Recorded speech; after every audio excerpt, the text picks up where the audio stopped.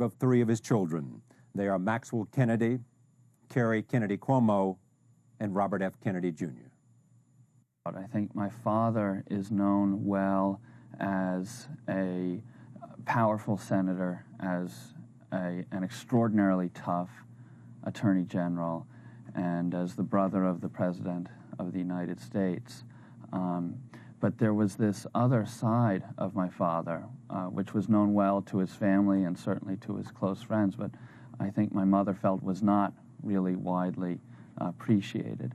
And that is the remarkable connection that my father was able to make with novelists like Camus and with a whole kind of Western literary tradition of philosophical and political thought going back to the ancient Greeks and right through Shakespeare and through today.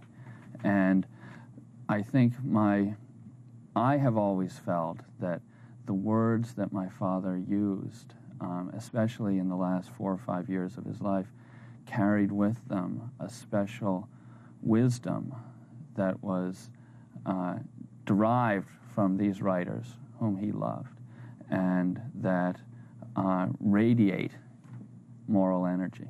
And I read the books that my father read during the last 5 or 6 or 7 years of his life. In many cases, I read the actual copies that he had that were still floating around Hickory Hill, my mother's home. And I read, you know, where he underlined and where he wrote notes in the margins. And the amazing thing about that for me was, you know, I could read Aeschylus, for instance, and I'd see where he had double underlined it. And then you'd see 2 weeks later, he'd be talking to the Elks Club in Cleveland, and he'd quote Aeschylus to them. Or even more remarkably, he would kind of break down an idea that Socrates had spoken about, and he'd put it into his own words in a speech that he was giving in Kansas City. Tell me how you see the mission that he might have played for America. Well, I think I really do think that is true. I think he was a remarkable bridge, and not just between white people and black people in this country. John Lewis talks a lot about the idea that after Dr. King was killed, that Robert Kennedy was the only white politician who was trusted by the leaders of the civil rights movement. But I think also between rich and poor, and between working class Americans and Americans who were perhaps more well off. It's really always struck me that something like 85% of the Americans who were going to who voted for George Wallace were Robert F. Kennedy Democrats. And I think that just clearly shows what a bridge he could have been. I mean, if you look only at what happened in Vietnam after 1968, I think there were more than 30,000 Americans killed after 1968. Those young men and women and the achievements they might have had, what their children might have done. I think obviously my father would have made an enormous effort to end that war much more quickly.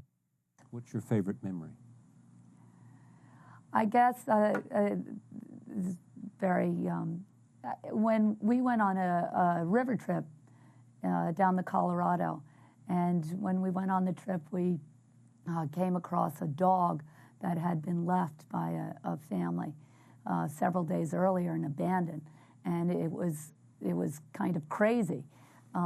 This little mutt, the ugliest dog I think that's ever been seen, and it had been starved on the side of the river on the rocks for 4 days, and he went and picked it up, and it was fierce to everyone except for toward me, and he gave it to me, and I sort of held it for the rest of the trip and fed him.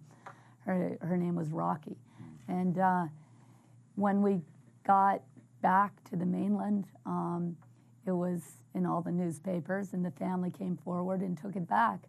And so I was, this was the greatest loss that I could recall in my life. Then we got onto an airplane, and we were all waiting for Daddy to come, and he was late, but that was typical. That would be waiting for him.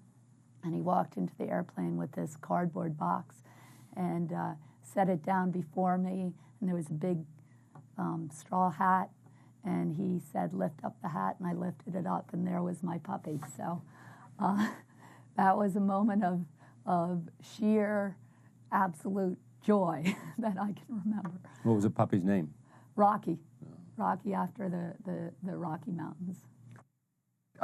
I feel very lucky to have a father, even though he died when I was 14 years old, who had values and who kind of embodied or was a paradigm of a set of values that I feel comfortable with today. And I feel, you know, I've talked with other people who lost fathers early or who had fathers who they disagreed with on stuff. And I feel comfortable with almost everything that my father did during his life. And I've realized, especially recently, raising my own children, how important that is. I think if you ask me what the most important thing that my father taught me was, I think it was that it was more important to be of service than it was to be successful or to make our piles bigger. And that you really, that we're doing this. I think my father did what he did for himself. He did it because it made him happy. And he believed that that was the only way to get serene and centered and to be comfortable with himself, to do what he did. And I think that's how, and I think that's something I've learned from him as well, that, you know, I'm not going to be happy through fame or through accumulating money or success or elective office or any of those things, but that I feel most complete when I feel like I'm being of service to others.